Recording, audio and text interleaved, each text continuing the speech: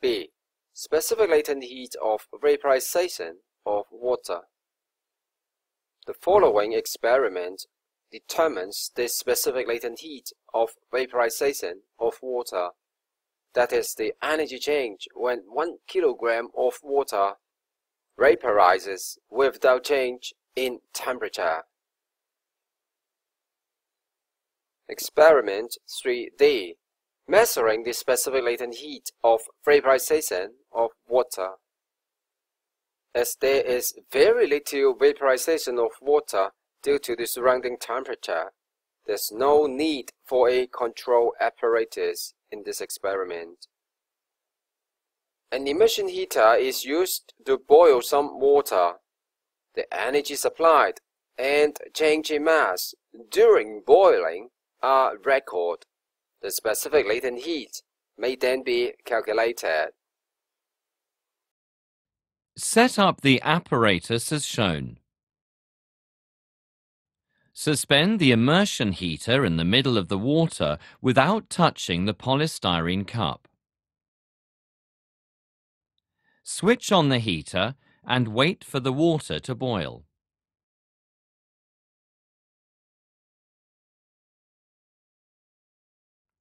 Switch off the heater when the marker on the rotating disc of the kilowatt-hour meter reaches the center of the window. When the water becomes steady, record the initial reading of the electronic balance. Switch on the heater again and start counting the number of rotations of the disc. Switch off the heater when the disc has made 20 rotations. Record the final reading of the electronic balance when the water becomes steady again. We can find out the specific latent heat of vaporization of water by using the data recorded. In the experiment, steam condenses on the heater and water drips back into the cup, and so extra energy has to be supplied to vaporize the water again. So the experimental value of specific latent heat of vaporization is found to be larger than the standard value. Example 4. Finding the specific latent heat of vaporization of water. A similar experiment produces the following results. To calculate the specific latent heat of vaporization of water is larger than the standard value. To explain why the calculated value is larger, the following are possible reasons. What if the experimental value is smaller? When water boils, some water may splash out of the container, and so mass of the water drops more, and thus the calculated specific latent heat, L equals Q over M, will become smaller.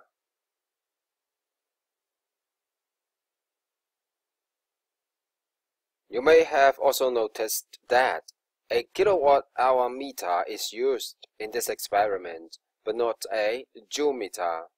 The reason is that the latent heat of vaporization of water is usually large, so a lot of energy has to be supplied.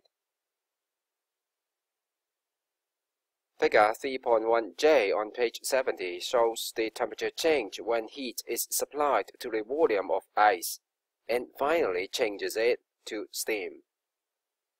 The temperature energy graph can be interpreted as temperature time graph when a heater of constant power is used to heat ice. It takes a very long time to vaporize all the water. So if it takes 334 seconds to melt the ice, then it takes 420 seconds to heat water at 0 degrees Celsius to 100 degrees Celsius. And it takes another 2260 seconds to vaporize all the water. This shows that the latent heat of vaporization is large. Example 5. Steam and hot water.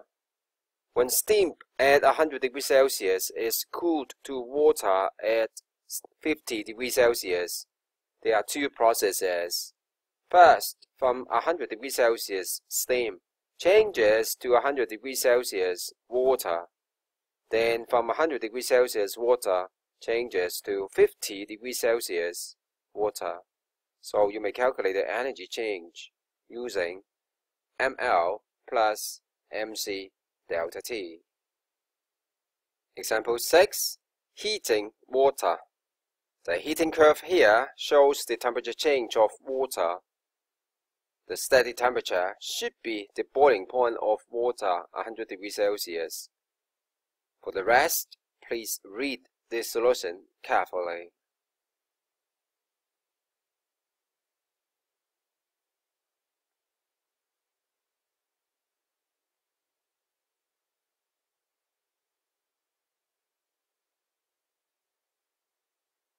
Example 7. Reheating the soup using a steamer. In this example, steam is used to reheat tomato soup.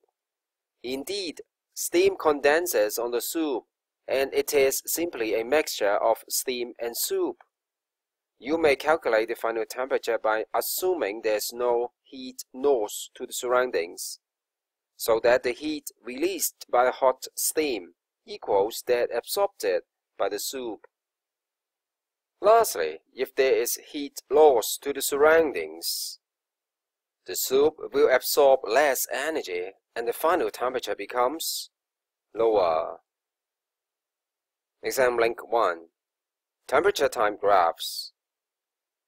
Crushed ice at 0 degrees Celsius is mixed with water at 80 degrees Celsius.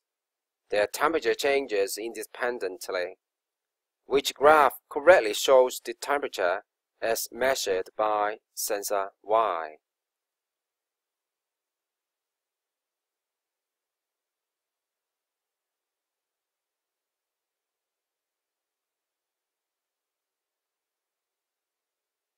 Do check point 3 on the next page.